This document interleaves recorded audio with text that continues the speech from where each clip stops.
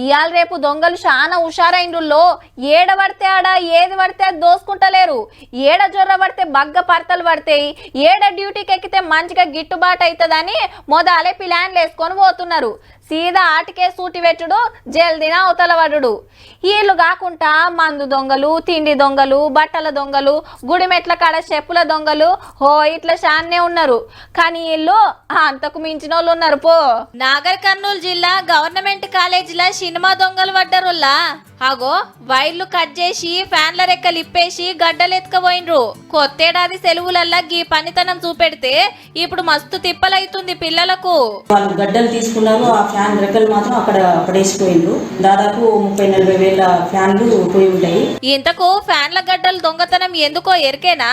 Salar cinema చూస్తానికి టికెట్లు కొనటానికి పైసలు లేక కాలేజీ సామాన్లకు సూటి పెట్టిరన్నట్టు.